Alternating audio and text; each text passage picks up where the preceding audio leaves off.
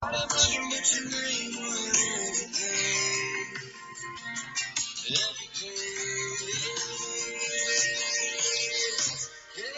little Mockingbird, keep singing them sad songs. Hello guys, welcome to the chapter 24 and chapter 25 video. I'm Miss B, and I'm super excited to talk about these chapters. We'll talk about the song of the day at the end of this, but it's called Mockingbird, so that's pretty fun. Anyway, so let's begin. So chapter 24 and chapter 25 is quite a short section. It's about 20 pages, but there's a lot to unpack, so we got to begin right away. So at the beginning of chapter 24, Jem and Dill go swimming, and Scout stays back because the boys are going to go swimming naked, and she doesn't want to. So she stays back with Aunt Alexandria, and at this time, Aunt Alexandria is entertaining the missionary women of Maycomb. So we see some familiar faces like Miss Stephanie and Miss Maudie, and during Scout's time with these women, she tends to kind of grasp herself to Miss Maudie since that's where she finds comfort. And we also hear within the first about third of this chapter the ideas that these women have, these missionary women who are Christian women who grew up in Maycomb. So we get an interesting perspective from them. So I wanted to highlight two quick stories that these women tell and kind of discuss them a little bit, and then discuss a little bit of a tidbit right at the end. So what I'm going to do is I'm going to start at Miss Merriweather. This is on 308, and Miss Merriweather right at the bottom of the page. I'm going to read, and then I'm going to instantly turn to 311, and I'm going to start at Grace. I'm just going to read this paragraph, and then I'll pause. We'll talk about it, read this paragraph, and then we'll move on. So if those instructions aren't clear, just go ahead and rewind the video and we'll discuss it again. But if not, you can just listen to me read it. So again, bottom of 308, Miss Merriweather's. So in this, Miss Merriweather is talking about a missionary trip that a man named J. Grimes Everett went on that is visiting Maycomb, or lives in Maycomb. That's where he lives, but he's a missionary. So Mrs. Merriweather's large brown eyes always filled with tears when she considered the oppressed. Living in that jungle with nobody but J. Grimes Everett, she said. Not a white person will go near him, but that saintly J. Grimes Everett. Mrs. Merriweather's played her voice like an organ. Every word she said received its full measure. The poverty, the darkness, the immortality.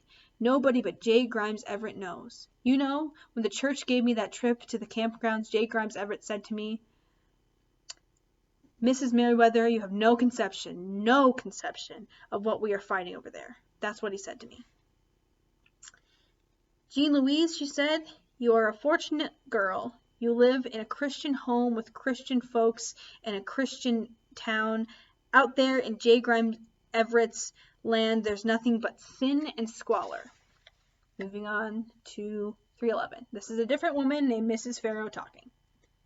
Grace, she said, it's just like I was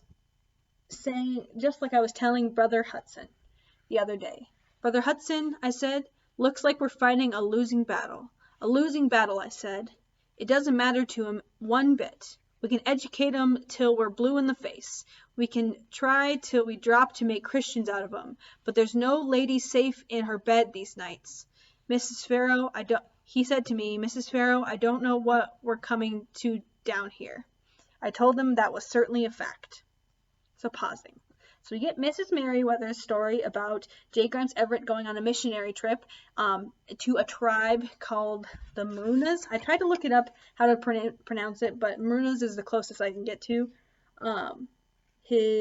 That is a African American tribe. And the way she discusses that is she has so much empathy for them, and she's like, it's just sin and squalor, and a saint like J. Grimes Everett must go to their land and discuss what is true, what is the truth. So she believes that everything that she believes is the truth, okay? And that isn't to say, the irony is not to say that Christianity is not the truth by any means. It's saying what Mrs. Merriweather believes of people of color may not be true. So just kind of find those moments of dramatic irony where you're just like, whatever, and keep those in mind. And then the second story is from, second moment is from Mrs. Farrow. And she's saying, there's no hope for we can teach people who don't believe in what we believe in all day. We can try to educate them. We can try to make Christians out of them. But the fact is, women are no longer safe in their homes. Okay? That's what she's saying. So, I'm going to move on to the little part on 311. Mrs. Merriweather nodded wisely. Her voice soared over the clink of coffee cups and the soft bovine noises of ladies munching on dainties. Gertrude, she said, I tell you there are some good but misguided people in this town. Good but misguided. Folks in this town who think they're doing right, I mean. Now far be it from me to say who, but some of 'em in this town thought they were doing the right thing a while back, but all they did was stir 'em up. That's all they did. Might have looked like the right thing to do at the time, I'm sure. I don't know. So, she's saying there's good but misguided people in this town. And Miss Merriweather is saying this right after she discussed that this African-American tribe was full of sin and squalor, and they needed J. Grimes Everett, this white man, this white missionary from Macomb, to save them. And this is immediately after Mrs. Farrow saying that there's no hope for the people of Macomb who do not believe in the same things that she believes in, and that white women are in danger in their homes. So, keep this idea of good but misguided people. Folks in this town who think they're doing right, I mean. Who are those folks? That's what I wanted to pose to you. So moving forward, later in chapter 24, Atticus comes home and we find out that Tom Robinson has been killed in jail. And we find that he tried to bolt and climb the fence. And because he didn't have two good arms, he did not make it over the fence. And he was shot 17 times. 17 times. So, there's that. So Atticus comes home to tell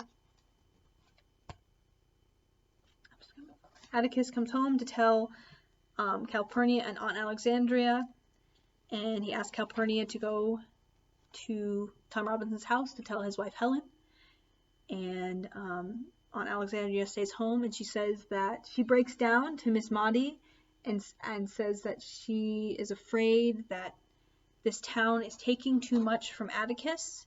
And Miss Maudie comforts her by saying that his actions are a tribute to the town, so that the town trusts Atticus's decisions, and that Aunt Alexandria should not be worried. So there's that. I also wanted to pose a little bit of another quote that I forgot to bring up on page 313. This is a moment that Scout speaks. And it's, but I was more at home, okay? On 313. But I was more at home in Father's world. People like Mr. Hecate did not trap me with innocent questions to make fun of you. Even Jem was not highly critical unless you said something stupid. Ladies seemed to live in faint horror of men, seemed unwilling to approve wholeheartedly of them, but I liked them. There was something about them. No matter how much they cussed and drank and gambled and chewed, no matter how undelectable they were, like there was something about them I instinctively liked. That they weren't hypocrites, Mrs. Perkins, born hypocrites. So this is a little play on inner dialogue and actual dialogue, where Scout is saying that men have more aren't hypocritical like women. Men are different than women, and she tends to feel more connected with men. So that's interesting. So keep that in mind. Keep the way that she talks about men and the generalizations that she makes about men and the generalizations she makes about women, and kind of pose to yourself, what good do these generalizations have in this story? Because there's quite a few of them. There's quite a few generalizations. So keep those in mind. Why so many generalizations? Is that helpful to the story? And how? What is the function of generalizations in the story? So moving on, so at the end of chapter 24, Calpurnia and Atticus are heading out, and on Alexandria is kind of ending her party. So chapter 25 begins, and right at the beginning, Jem doesn't want Scout to squish a roly-poly, and I kind of wanted to highlight a little bit of a quote there. So she's saying, why don't you want me to smash him? Why couldn't I smash him? And Jem says, this is on 320. And Jem says, reckon you're at this, or because they don't bother you. Okay. And I'm going to go a little bit farther down where it says, Jem was the one who was getting more like a girl every day, not I. Comfortable. I lay on. Okay. So I'm going to read that again. Jem was the one who was getting more like a girl every day, not I. What does Scout mean by like a girl? Because this is used previously in the novel of Jem saying, Scout, you're acting like a girl. And here, Scout is saying, Jem, you're acting like a girl. So what does this like a girl thing mean? What are these generalizations? What is their function in the story? So I wanted to highlight that before moving forward. So we get that little story, and then later, Dill and Jem tell the story about how, because they were on, okay, so Dill and Jem were on their way back from swimming when Calpurnia and Atticus were leaving to go tell Helen, the wife of Tom Robinson, that he has been killed. So Dill and Jem went with them. So Dill is recounting the story of what happened when Atticus reaches Helen, and he says on top of 322, Scout, said Dill, she just fell down in the dirt, like a giant with a big foot just came along and stepped on her, just oomph. Dill's fat foot hit the ground, like you'd step on an ant. She fell that hard to the ground when she found out her husband died. And that's heartbreaking, right? And then after we hear that, the family is informed of the killing, we find that this news of Tom's death is spreading like a wildfire, and everybody in Maycomb knows, and everybody has their opinions. And there was this moment within this chapter and within this page on 322, this chapter right here, this paragraph right here, that says Maycomb was interested by the news of Tom's death, ending with it's just this paragraph, okay? And in this, the word typically is used quite a bit. They said that the news of Tom's death spread quickly. Tom's death was typical. Okay, typical of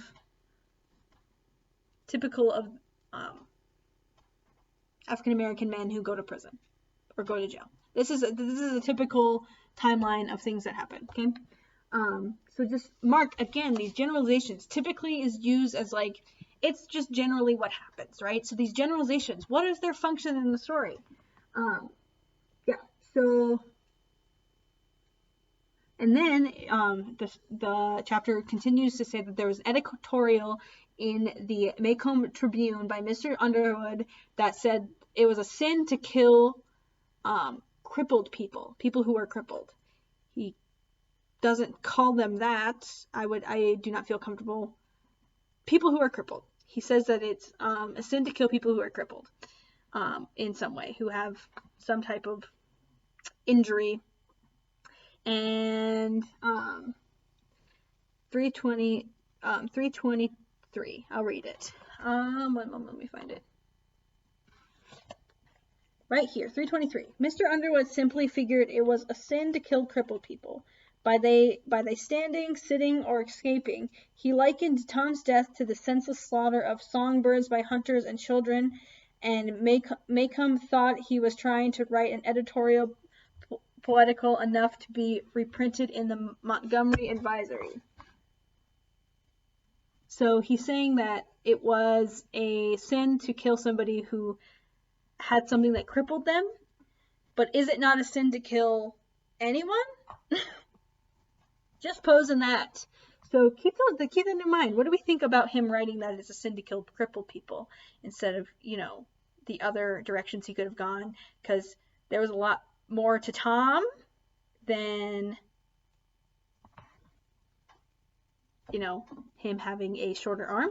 That actually continues on 323. Scout says, how could this be so, I wondered, as I read Mr. Underwood's editorial. Senseless killing. Tom had been given due process by law to the day of his death. He had been tried openly and convicted by 12 good men, and true, my father had fought for him all the way. Then Mr. Underwood's meaning became clear. Atticus had used every tool available to free men to save Tom Robinson, but in the secret courts of men's hearts, Atticus had no case. Tom was a dead man the minute Mayella Ewell opened her mouth and screamed. Important quote. Read it over. Keep it in mind. And at the very, very end, I'm going to read that as well. This chapter, or this paragraph here. Again on 323. The name Ewell gave me a queasy feeling. Maycomb had lost no time in getting Mr. Ewell's views on Tom's demise and passing them along through the English channel of gossip. Miss Stephanie Crawford. Miss Stephanie told Aunt Alexandria of Jem's presence. Oh, Foot, he's old enough to listen. That Mr. Ewell said it made one down and about 2 more to go. Jem told me not to be afraid.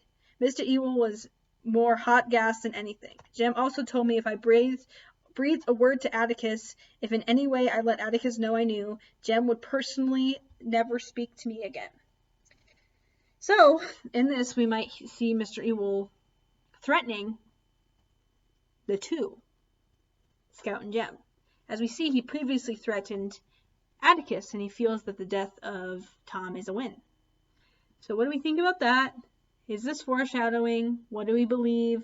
Do you think that Mr. Ewell is full of hot gas, or do you think he would actually do something? These all are cliffhangers to chapter 26. So those are the chapters. Now let's talk about the essential questions. So, essential questions for chapter 24 and 25. 1. What changes do we see within Jem and Scout in these chapters? What kind? Do they change at all?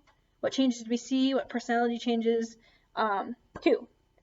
Do you think that there is a difference between the way or ways in the women of the story versus the men of the story, or in the prejudice, in which prejudice presents itself in the women and in the story and the men? What is an example of that? So do you think that the prejudice or the bigoting ideas that the men and women may have in this story, do you think that they present themselves differently, and what are some examples of that? 3rd, chapter 25 uses the word typical to generalize that Tom's way of death was common. What is the function of generalizations in the novel? We discussed that quite a bit in the video, so what do you think these functions, what does generalization function in a novel, in this novel specifically? So what do we think about that? So those are kind of the questions for the week. The song of the day is Mockingbird by Rustin Kelly. I love this song. Oh, it's so good. I love Rustin Kelly. What a gem. So that's the song. The advice of the day, as we are staying home and during this time of e-learning, I guess my advice is to communicate with people, be genuine, and be patient. This is hard for all of us, so remember that and be empathetic. So again, be communicative, be kind, be patient. And that's kind of the video for today. Hope you guys have a good one.